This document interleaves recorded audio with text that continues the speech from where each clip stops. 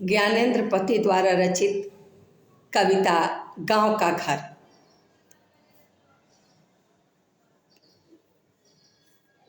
ज्ञानेंद्र पति जी का जन्म 1950 ईस्वी में झारखंड के पथरगामा गोड्डा में हुआ है। ज्ञानेंद्र पति द्वारा रचित गांव का घर शीर्षक कविता उनकी प्रसिद्ध काव्य संग्रह संशयात्मा से ली गई है।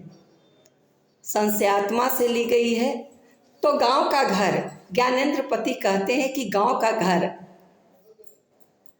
एक जमाना था कि गांव का घर किस प्रकार था और आज किस प्रकार हो गया है। तो वह कहते हैं कि गांव के घर के अंतःपुर की चौखट, तो गांव के घर में घुसने के जो दरवाजे थे अंदर के अंतःपुर के, उस दरवाजे पर क्या था? गांव के घर के चौखट, अंतःपुर के चौखट के दरवाजे पर क्या थे? टिकुली साटने के लिए सहजन के पेड़ से छुड़ाई गई गोंद का गेह। तो उस गोंद को सहजन के पौधे से जो लसा था उसे दरवाजे पर साटा गया था। काहे के लिए?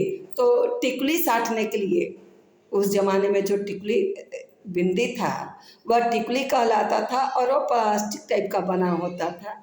तो वह टिकुली साटने के लिए वह कहता है कि गोंद का गेह वह सीमा, और वह सीमा थी अंदर रहने के लिए स्त्रियों को, जिसके भीतर आने से पहले, और वह एक सीमा बाहर जाने वाले के लिए भी सीमा थी कि जो बाहर से अंदर जा रहे हैं पुरुष, परिवार के जो पुरुष हैं, तो उनके लिए भी वह एक सीमा थी। किस तरह पुरुष घर के अंदर प्रवेश करते थे, तो जिसके भीतर आने से पहले खांस कर आना पड़ता था बुजुर्गों को।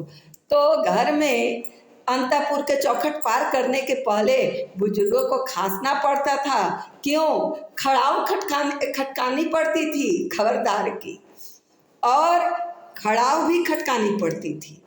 खड़ाऊ जो लकड़ी का बना हुआ खड़ाऊ होता था, तो वह खड़ाऊ लोग पहनते थे, और खड़ाऊ खटखटा कर चलना और खांस कर आना। स्त्रियों को सतर्क किया जाता था कि स्त्रियां सतर्क हो जाएं, सावधान हो जाएं, खबरदार की, यानी स्त्रियां सतर्क होके हट जाएं।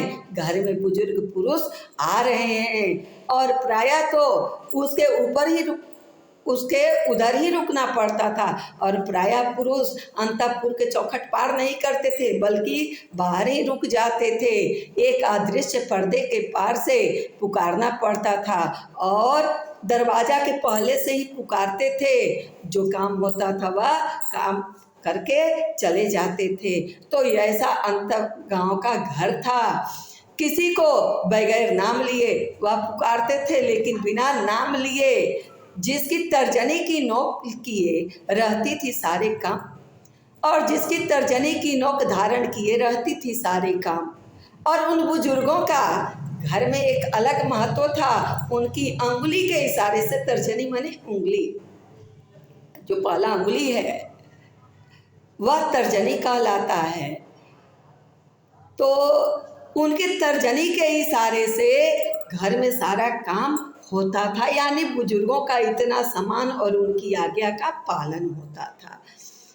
सहज संग के चिन्ह की तरह गांव के घर कि उस चौखट के बगल में गेरू लिपि भीत पर, अब सहज संख के समान उस घर के कहता है कि सहज संग के गेरू के तरह, गांव के घर की तरह चौखट के बगल में, और चौखट के बगल में क्या होता था? गेरुआ मिट्टी से लिपा हुआ उसकी भीत, और भीत पर गेरू मिट्टी पर दूध डूबे अंगूठे के छापे, यानी जितना दिन वाला दूध लेकर आता था वह अंगूठा दूध के साथ दाग लगा दिया जाता था।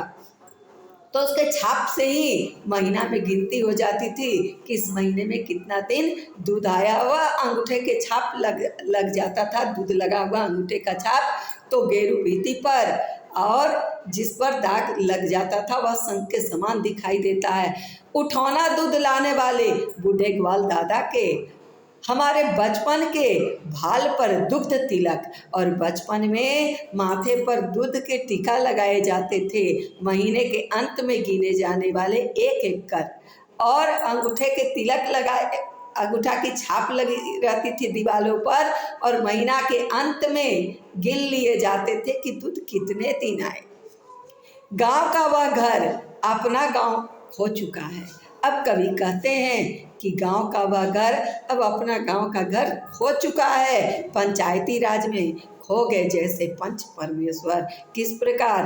तो ऐसा लगता है कि आज पंचायती राज आ गई लेकिन पंच परमेश्वर खो गए। कहने का तात्पर्य है कि आज उस जमाने में पंचायती राज नहीं था, कोई संवैधानिक पंचायत नहीं थी, लेकिन गांव के बुजुर्ग मिलकर पंच रहते थे और वह निष्पक्ष फैसला करते थे, न्याय करते थे। लेकिन आज पंचायती राज आ गई लेकिन न्याय नहीं मिलता, निष्पक्ष फैसले नहीं मिलते। इसलिए कवि कहते हैं ज्ञानेंद्र पति कि पंचायती राज में जैसे लगता है खो गए पंच परमेश्वर। बिजली बत्ती आ गई कब की? कवि कहते हैं कि बिजली बत्ती गाँव में आ गई। कब की? पहले बिजली बत्ती नहीं थी, लेकिन अब इस आधुनिक दौर में बिजली बत्ती गांव में अब आ गई। बनी रहने से अधिक गई रहने वाली, यह समस्या को भी कवि ने उजागर किया कि बिजली आई कम और गई ज़्यादा रहती है। अपने बेटों के दहेज में टीवी